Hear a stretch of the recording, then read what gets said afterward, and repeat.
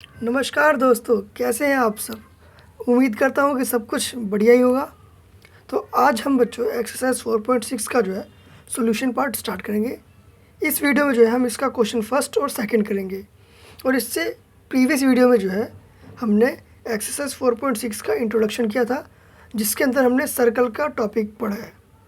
उसको क्लियरली बताया, उसके पार्ट्स ऑफ क्या होते हैं, किस पार्ट को क्या कहते हैं। तो इस क्वेश्चन को शुरू करने से पहले जो है मेरी रिक्वेस्ट है कि आप जो जाके इंट्रोडक्शन वीडियो ज़रूर देखें और इस वीडियो को भी लाइक शेयर ज़रूर कर देना। तो चलिए क्वेश्चन फर्स्ट शुरू करते हैं। क्वेश्चन फर्स्ट में हमें क्या करना है, देखिए क्वेश्चन फर्स्ट क्या है, फ्रॉम द फिगर आइडेंटिफाई। ये एक फिगर दी हुई है सर्कल, इसके अंदर कॉर्ड दी हुई है, डायमीटर, रेडियस, कुछ पॉइंट्स दिए हुए हैं अंदर और बाहर। इस फिगर को देखते हुए A B C D E F G H, इसमें 8 पार्ट दिए हुए हैं ना, इनका आंसर देना है हमें। इस फिगर के रेफरेंस में इन सभी पॉइंट्स के आंसर देने हैं। तो शुरू करते हैं। सबसे पहले ए पार्ट देखिए, द सेंटर ऑफ सर्कल। इस सर्कल में जो है इसका सेंटर कौन सा है, सेंटर पॉइंट कौन सा है। तो साफ साफ दिख रहा है कि ओ पॉइंट जो है इस सर्कल का सेंटर है, क्योंकि इसी से जो है इसकी रेडियस जा रही है, डायमीटर भी इसी से क्रॉस हो रहा है। तो सर्कल का सेंटर कौन सा हो गया, ओ पॉइंट। ओ पॉइंट जो है सेंटर ऑफ सर्कल हो गया। ये आपको क्लियर हो गया।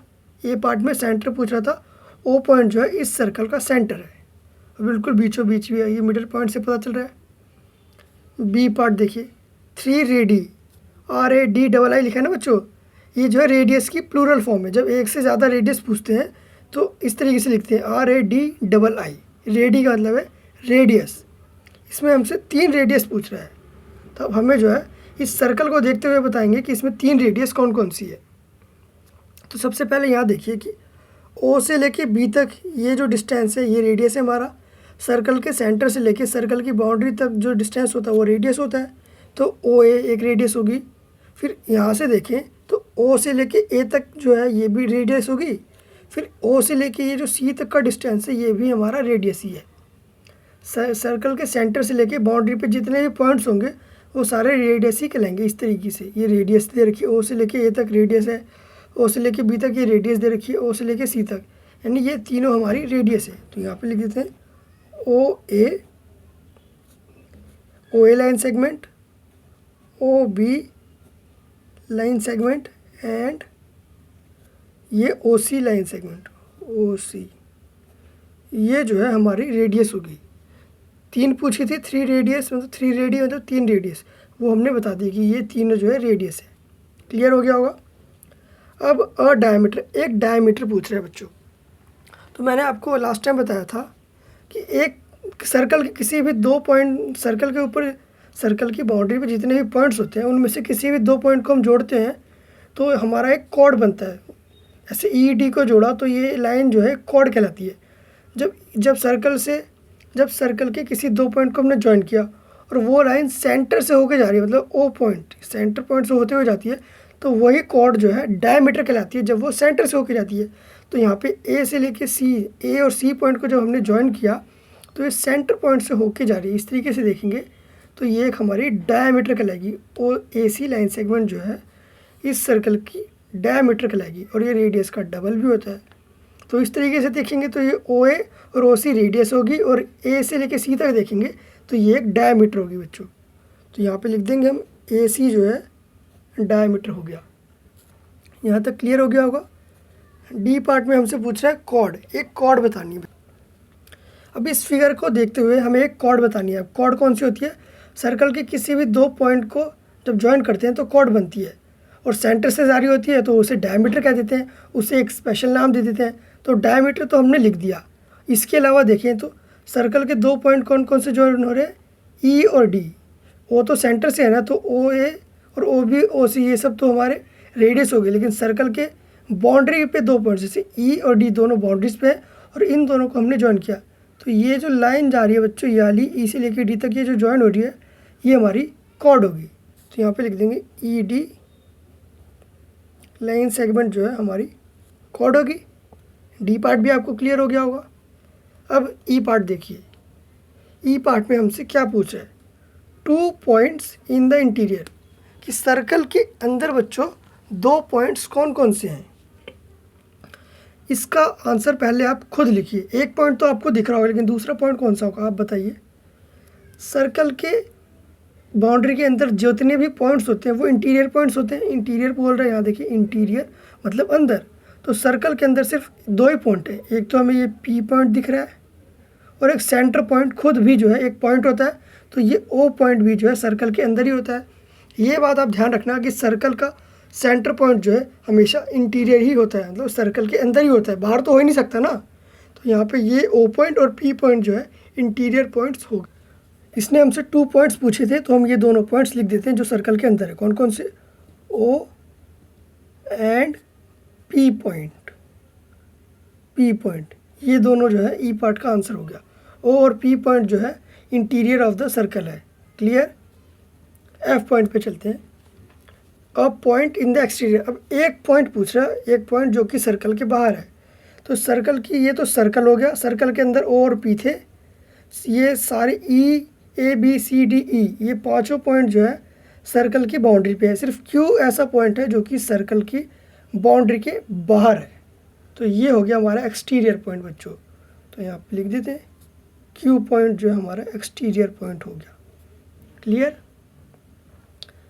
जी पार्ट देखते हैं। A sector. एक सेक्टर कौन सा होता है? पहले तो आपको ये पता होना चाहिए कि सेक्टर किसको कहते हैं और सेगमेंट किसको कहते हैं। मैंने बताया था 2 रेडियस और एक आर्क के बीच का एरिया जो है हमारा सेक्टर कहलाता है। यानी सेंटर से जो 2 रेडियस आ रही है और एक आर्क के बीच के अंदर का एरिया जो है हमारा सेक्टर कहलाता है। जैसे, और मैंने बताया भी था कि पिज़्ज़ा का जो एक पीस निकालते हैं हम, वो भी एक सेक्टर की शेप में होता है। तो ये देखिए, ओ से लेके ए तक और ओ से लेके बी तक ये दोनों रेडियस है और ये आर्क है, ये एक आर्क है। इसके अंदर का ये जो शेडेड पोर्शन है ना, ये जो शेड किया हुआ है, ये हमारा सेक्टर है। तो इसको लिख देते हैं ओ ए बी। ये जो है हमारा एक सेक्टर है, इसको लिख देंगे शेडेड पोर्शन। इससे जो है क्लियरली पता चल जाएगा कि कौन से एरिया की बात हो रही है। ओ ए बी ये हमारा शेडेड पोर्शन हो गया, क्योंकि अगर सिर्फ ओ ए बी लिखेंगे तो इससे यह बड़ा भी एरिया हो सकता है ना। इसलिए ये बताना ज़रूरी है। ओ ए बी ये शेड किया हुआ पोर्शन जो है हमारा सेक्टर है। क्लियर बच्चों? एच पार्ट देखिए। अब एक सेगमेंट कौन सी होती है? इंट्रोडक्शन पार्ट में बताया था कि रेडियस और आर्क के बीच का एरिया, रेडियस और आर्क के बीच का एरिया तो सेक्टर कहलाता है, लेकिन कॉर्ड और आर्क के बीच के एरिया जो है, ये कॉर्ड है, ई से लेके डी तक ये कॉर्ड है, और ये जो सर्कल की बाउंड्री है ई से लेके डी तक, इसके बीच का एरिया बच्चों सेगमेंट कहलाता है। तो ये हमारा सेगमेंट हो गया। एक सेगमेंट पूछा था तो लिख देंगे ई डी जो है हमारा सेगमेंट हो गया। शेडेड पोर्शन, इसको लिख देंगे शेडेड पोर्शन। ये आपको एच पार्ट भी आपको क्लियर हो गया बच्चों कि ई डी शेडेड पोर्शन। ई जी, इसको जो है ई डी सेगमेंट लिख लेते हैं। E D segment shaded portion. E D segment shaded portion जो है हमारा क्या बन जाएगा? सेगमेंट। तो इसी के साथ हमारा क्वेश्चन फर्स्ट होता है कंप्लीट। अब चलते हैं इसका क्वेश्चन 2 पे। क्वेश्चन 2 देखिए बच्चों। क्वेश्चन 2 में ए और बी 2 पार्ट दिए हुए हैं और इसका हमें जो है येस और नो में आंसर देना है।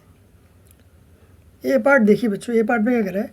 Is every diameter of a circle, कि सर्कल का हर एक डायमीटर जो है आल्सो है कॉर्ड, कि वो एक कॉर्ड होता है। तो आप बताइए क्या ये सही कह रहा है या गलत कह रहा है? सबसे पहले तो कॉर्ड होता क्या है? कि मैंने एक सर्कल बनाया, सर्कल के ऊपर कुछ पॉइंट्स बनाए इस तरीके से, ठीक है। ये ए बी और ये सी हो गया, और ये सर्कल का सेंटर पॉइंट यहाँ बना दिया ओ, ये हो गया। अब सर्कल के किसी भी 2 पॉइंट को हम ज्वाइन करते हैं, सर्कल की बाउंड्री पे किसी भी 2 पॉइंट को हम ज्वाइन करते हैं इस तरीके से, तो ये जो लाइन बनती है कॉर्ड बनती है। ये तो क्लियर हो रहा होगा, है ना, कि ये लाइन कॉर्ड होगी। और यही कॉर्ड जब किसी सेंटर से होके जाती है, जैसे यहाँ देखिए, जब किसी 2 पॉइंट को हम और ज्वाइन करते हैं, ए, इसका नाम रख देते हैं डी। सेम इसी तरीके से जब हम ए डी पॉइंट को ज्वाइन करते हैं और ए डी ये वाली लाइन सेगमेंट जब सेंटर से होकर जाती है, जब एक कॉर्ड सेंटर से होकर जाती है तो वो डायमीटर कहलाती है। यानी जब कोई कॉर्ड सेंटर से होके जाती है ना तो उसे डायमीटर कहते हैं। वो कॉर्ड का एक स्पेशल फॉर्म है जिसे डायमीटर नाम दिया गया है। तो यहाँ पे क्या कह रहा था, every diameter of a circle also a chord. इसका मतलब क्या है कि हर डायमीटर जो है कॉर्ड तो होता ही है बच्चों, यानी ए बी जो है ये कॉर्ड है, तो ए से लेके डी तक जो है बना है ये भी एक कॉर्ड है, लेकिन इसका एक स्पेशल नाम दे दिया गया है जिसे डायमीटर कहते हैं। तो इसका आंसर आ जाएगा यस। तो ए पार्ट में हम लिख देंगे यस। ये हो गया ए पार्ट का आंसर।